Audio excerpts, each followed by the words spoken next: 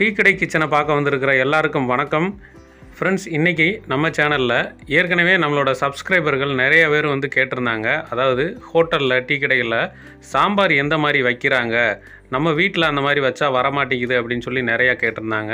So அவங்களுக்காக தான் இன்றைக்கி இந்த வீடியோ. இந்த சாம்பார் வைக்கிறதுக்கு 1/2 கிலோ துவரம் பருப்பு எடுத்துருக்குறோம், 100 கிராம் பாசிப்பருப்பு எடுத்துருக்குறோம்.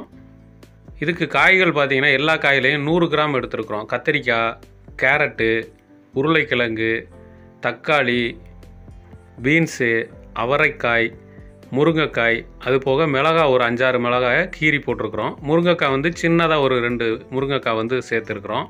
எல்லாத்தையுமே வந்து நல்லா பொடுசாக வெட்டி வச்சாச்சு. இந்த சாம்பாருக்கு வெங்காயம் வந்து ஒரு 1/4 கிலோ எடுத்து அதை நல்லா கொஞ்சம் பெருசாகவே வெட்டி வச்சுருக்குறோம். ஏன்னா சாம்பாரில் போட்டு நல்லா வேக வச்சிட்டோம் அப்படின்னா எல்லாமே ரொம்ப நைஸாக போயிடும். இப்போது அடுத்ததாக பருப்பை வந்து நம்ம வந்து வேக வைக்கணும். அதுக்காக குக்கரில் வச்சுருக்குறோம். இந்த பருப்பை வேக வைக்கிறது நீங்கள் குக்கர்லேயும் வச்சுக்கலாம், அப்படி இல்லைனா நீங்கள் ஒரு பாத்திரத்தில் போட்டு கொதிக்கவும் விட்டுக்கலாம். அது உங்களோட விருப்பம்தான். இப்போ இந்த பருப்பு முங்குற அளவுக்கு நல்லா வந்து தண்ணி ஊற்றி வச்சுக்கலாம். இந்த பருப்பில் மஞ்சள் பொடி கொஞ்சம் சேர்த்துக்குவோம். அதோடு சேர்த்து கொஞ்சம் மல்லிப்பொடியும் சேர்த்துருக்குறோம். இந்த பருப்பில் நாங்கள் வந்து உப்பு சேர்க்கலை. ஏன்னா உப்பு சேர்த்து வேக வச்சோம் அப்படின்னா பருப்பு வேகிறதுக்கு ரொம்ப நேரம் ஆகும். அதனால் இதில் வந்து உப்பு போடலை. இப்போ இதுக்கப்புறம் பெருங்காய பொடி வந்து கொஞ்சமாக வந்து சேர்த்துக்கலாம். அப்போ தான் வந்து பருப்பு வேகிறதுக்கு நல்லாயிருக்கும், மணமாகவும் இருக்கும் சாம்பார். மாஸ்டர் பெருங்காய பொடியை அள்ளி போடுவார்னு பார்த்தா கொஞ்சமாக தூவி விட்டு இருந்தார் டப்பாவோடு சேர்த்து. நான் கேட்டேன் இன்னும் கொஞ்சம் போடலாம்ல அப்படின்னு. அவர் இந்தளவே போதுமானது, இதுவே வந்து நல்லா மணமாக இருக்கும் அப்படின்னாரு. இப்போ பருப்புக்குரிய எல்லா பொடி ஐட்டமும் நம்ம சேர்த்துட்டோம். இதுக்கப்புறம் வந்து தக்காளி வந்து பொடுசாக வந்து வெட்டி வச்சுருக்குறோம். அதையும் வந்து எடுத்து பருப்போடு போட்டுடலாம். ஏன்னா தக்காளி வந்து பருப்போடு சேர்ந்து ரொம்ப நேரம் நல்லா வெந்து வந்துருச்சுன்னா மசிஞ்சு விடுறதுக்கு வந்து சூப்பராக இருக்கும். இந்த பருப்பு வச்சு குக்கரை தூக்கி அடுப்பில் ஏற்றிட்டு அதுக்கப்புறம் இன்னொரு அடுப்பில் ஒரு பாத்திரத்தை வச்சு அதில் வெங்காயத்தை எல்லாமே மொத்தமாக கொட்டியாச்சு. இதில் நம்ம வெட்டி வச்ச காய்கறி எல்லாத்தையுமே கழுவி எடுத்துட்டு மொத்தமாக இதில் வந்து போட்டாச்சு. நம்ம ஏற்கனவே சொன்ன மாதிரி இந்த சாம்பாருக்கு வந்து காய்கறியை வந்து பொடுசாக நம்ம வெட்டிக்கிறணும். ஏன்னா வீட்டில் நம்ம சாம்பார் வைக்கும்போது காய்கறி இருந்ததுன்னா எடுத்து சாப்பிட்டுக்குருவாங்க. ஆனால் கடையில் சாம்பாரில் காய்கறி இருந்ததுன்னா எடுத்து ஒதுக்கி வச்சுருவாங்க, வேஸ்ட்டாக தான் போகும். அதனால் நம்ம பொடுசாக வெட்டி வச்சுட்டோம் அப்படின்னா நல்லா வெந்து வந்ததுக்கப்புறம் ஒரு வாட்டி நம்ம மசிச்சு விடுவோம். அப்படிங்கிறப்போ காயும் பருப்பும் எல்லாம் ஒன்று சேர்ந்துடும். அப்படிங்கிறப்போ கஸ்டமர் சாப்பிட்றதுக்கும் நல்லாயிருக்கும். சாம்பாரில் இருந்து எதையுமே ஒதுக்கி வெளியில் எடுத்து போட மாட்டாங்க. ஆக மொத்தம் கஸ்டமருக்கு உடம்புக்கும் ரொம்ப நல்லது தானே. இப்போ இந்த காய் மொத்தத்தையும் வேக வைக்கிற அளவுக்கு நிறையா வந்து தண்ணியை ஊற்றிக்கிடுவோம். தண்ணி கூட கொஞ்சம் வைக்கிறதுனால தப்பு இல்லை, சீக்கிரமாக நல்லா வெந்து வந்துடும். இப்போ இது கூட கொஞ்சம் மிளகு வந்து எடுத்து சேர்த்துக்குருவோம். அப்போ தான் வந்து மணமாகவும் இருக்கும். அது போக நம்ம நிறைய காய்கறிகள் சேர்த்துருக்கோம், கத்திரிக்காய் இதெல்லாம். இதிலெல்லாம் வந்து கண்டிப்பாக பூச்சி மருந்து இதெல்லாம் அடிச்சிருப்பாங்க. அந்த காய்கறிகளில் இருக்கிற விஷத்தன்மையை குறைக்கிறதுக்காக தான் நம்ம மிளகு சேர்க்குறோம். இதுன்னு இல்லை, நீங்கள் வீட்டில் எந்த குழம்பு ஐட்டம் பண்ணாலும் கொஞ்சம் மிளகு சேர்த்துக்கோங்க. அது உங்கள் ஹெல்த்துக்கு ரொம்ப நல்லது. நம்ம அந்த பக்கம் காயை பார்த்துக்கிட்டு இருந்தோம். என்ன நீங்கள் கவனிக்கலையா அப்படின்னு சொல்லி குக்கர் வந்து சவுண்டு கொடுக்க ஆரம்பிச்சிருச்சு. ஏன்னா பருப்பு எல்லாம் வெந்து வந்துருச்சு. குக்கர் 3 விசில் அடித்த உடனே அடுப்பை விட்டு இறக்கி வச்சுட்டோம். இப்போ வந்து காய்கறியை வேக வைக்கிறது தான் ஒரு பெரிய வேலை. ஏன்னா காய்கறி வந்து நம்ம இந்த பாத்திரத்தில் வச்சுருக்கிறதுனால வேகிற வரைக்கும் நம்ம காத்துக்கிட்டு தான் இருக்கணும். எங்களுக்கு இந்த காய் வேகிறதுக்கு கிட்டத்தட்ட 1/2 மணி நேரம் வரைக்கும் ஆயிடுச்சு. ஏன்னா பொறுமையாக இருந்தால் தானே குழம்பு டேஸ்ட்டாக சாப்பிட முடியும். அதனால் பரவாயில்ல அப்படின்னு சொல்லி நாங்களும் உட்காந்துருந்தோம். இப்போ தேவையான அளவு வந்து உப்பு போட்டாச்சு. ஒரு கைப்பிடி தான் போட்டிருக்கிறாரு. நீங்கள் வீட்டில் இந்த மாதிரி தயார் பண்ணும்போது நீங்கள் போடுற பருப்பு காய்கறிக்கு தகுந்த மாதிரி உப்போட அளவை வந்து குறைச்சி போட்டுக்கோங்க. இப்போ காய் வெந்துட்டுருக்கிற நேரம் நம்ம வந்து பொடி ஐட்டம்ஸ் எல்லாம் சேர்க்கணும். இதுக்கு வந்து இப்போ இதில் அதிகமாக இருக்கிறது வத்தல் பொடியும் சாம்பார் பொடியும் தான். இது வந்து வீட்டில் நம்ம குழம்பு ஊற்றுறதுக்காக வச்சுருக்கிற கரண்டியில் ஒவ்வொரு கரண்டி போட்டிருக்கிறோம். இது போக வீட்டுக்குன்னு நம்ம அரைக்கிற மசால் பொடி இருக்கும், அதில் வந்து ஒரு 2 டீஸ்பூன் வந்து போட்டுக்குருவோம்.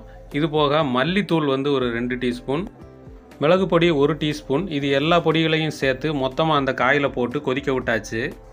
இந்த காயெல்லாம் ஒரு பக்கம் வேகட்டுன்னு சொல்லி வச்சுட்டு இன்னொரு பக்கம் குக்கரை ஓப்பன் பண்ணி அந்த பருப்பு எல்லாத்தையும் மசிச்சு விடணும். குக்கரை ஓப்பன் பண்ணும்போது காற்றெல்லாம் ஃபுல்லாக போயிருச்சான்னு பார்த்துட்டு ஓப்பன் பண்ணுங்கள், அவசரப்பட வேண்டாம். இப்போ வந்து அந்த பருப்பு எல்லாத்தையும் நல்லா பருப்பு கட்டையை வச்சு ஃபுல்லாக மசிச்சு விட்ருவோம். நீங்கள் நினைக்கலாம் இந்த பருப்பை எதுக்கு மசிச்சுக்கிட்டு அப்படியே வந்து சாம்பாரில் போட்டுடலாமே அப்படின்னு. இந்த சாம்பாருக்கு வந்து நம்ம கடலை மாவு எதுவுமே வந்து சேர்க்க போகிறது கிடையாது. நிறைய பேர் கடலை மாவை கரைச்சி ஊற்றினா மட்டும்தான் சாம்பார் கெட்டியாக வரும் அப்படின்னு நினச்சிக்கிட்டு இருப்போம். ஆனால் அந்த மாதிரி நாங்கள் வந்து பண்ணலை. இந்த பருப்பையே வந்து நல்லா கடைஞ்சிட்டோம். அந்த பருப்பு எதுவும் முழுசாக தெரியாத அளவுக்கு மொத்தமாக வந்து கடைஞ்சி விட்டுருவோம். இப்போ நம்ம வேக வச்ச காயெல்லாம் நல்லா வெந்து வந்திருக்கான்னு பார்ப்போம். இதில் வந்து ஓரளவுக்கு பாதி வெந்திருந்தால் போதும். அந்நேரம் வந்து நம்ம இந்த பருப்பை வந்து எடுத்து அதில் வந்து போட ஆரம்பிச்சிடலாம். மசிச்சு வச்ச பருப்பு எல்லாத்தையுமே மொத்தமாக போட்டு நல்லா காயோடு சேர்ற மாதிரி ஃபுல்லாக நல்லா கிண்டி விட்டுருவோம். கிண்டி விடும்போதே உங்களுக்கு தெரியும், ஓரளவுக்கு கொஞ்சம் கட்டியாக வந்த மாதிரி தெரியும். ஆனால் இது வந்து இன்னும் கொதிக்கணும். ஏன்னா காய் வந்து அரைப்பருவத்துக்கு தான் வெந்திருக்குது. இன்னும் கொஞ்சம் வெந்தால் தான் காயையும் சேர்த்து வந்து நம்ம மசிச்சு விட முடியும். இப்போ இது கூட புளி சேர்க்கணும். புளி நாங்கள் ஏற்கனவே அரை மணி நேரத்துக்கு முன்னாடியே ஊற வச்சுட்டோம் கொஞ்சோண்டு. அந்த புளியை நல்லா கரைச்சிட்டு அந்த கொதுக்கு எல்லாத்தையும் வெளியே எடுத்து போட்டுட்டு அந்த தண்ணியை மட்டும் வந்து உள்ளே சேர்க்க போகிறோம். சாம்பாருக்கு டேஸ்ட்டு கொடுக்குறதே இந்த புளி கரைசலை தான். அதனால் வந்து கண்டிப்பாக மறக்காமல் இதை வந்து நம்ம சேர்த்துக்கிறணும்.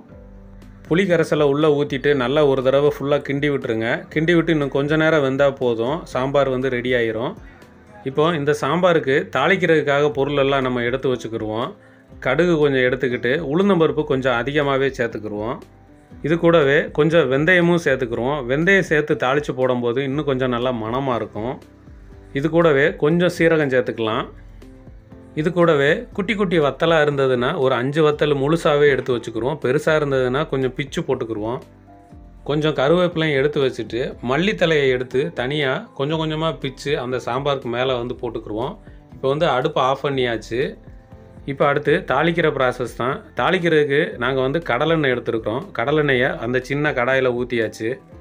முதல்ல கடுகையும் உளுந்தம்பருப்பையும் உள்ளே போட்டுக்கிடுவோம். அது வெடித்து வந்ததுக்கப்புறம் அடுத்தடுத்து ஒன்று ஒன்றா சேர்த்துக்கலாம். இப்போ கடுகு வெடித்து வந்துருச்சு. இப்போ நம்ம எடுத்து வச்ச எல்லா பொருளையுமே மொத்தமாக போட்டுருவோம். போடும்போது கொஞ்சம் தள்ளி நின்னே போடுங்க. ஏன்னா எல்லா பொருளுமே வெடிக்கிற பொருளாக இருக்குது. அந்த எண்ணெய் மேலே தெரிச்சிடாத அளவுக்கு தள்ளி நின்றுக்கோங்க. இப்போ இது மொத்தத்தையும் எடுத்து அப்படியே சாம்பாரில் ஊற்றி நல்லா கிண்டி விட்டுறலாம். இப்போ ரெடியான இந்த சாம்பார் மொத்தத்தையும் எடுத்து கடைக்கு கொண்டு வந்துட்டோம். கடையில் வந்து இதில் கொஞ்சமாக எடுத்து சாம்பார் வடைக்குன்னு ஒதுக்கி வச்சுருவோம்.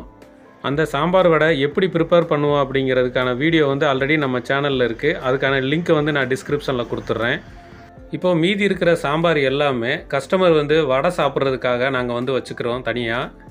எங்கள் கடையில் கஸ்டமர்ஸ் சாப்பிட்றதுக்கு வாழை இலை தான் முழுக்க முழுக்க யூஸ் பண்ணுறோம். அந்த வாழை இலையில் உளுந்து வடையை எடுத்து வச்சு நம்ம வச்ச சாம்பாரை கொஞ்சம் ஊற்றி சாப்பிட்டு பார்த்தோம் அப்படின்னா வேறு லெவலில் இருக்கும் டேஸ்ட்டு. நீங்களும் வீட்டில் இதே மெத்தடில் சாம்பார் ட்ரை பண்ணி பார்த்து அது எப்படி வந்தது அப்படின்னு மறக்காமல் கமெண்ட்டில் சொல்லுங்கள்.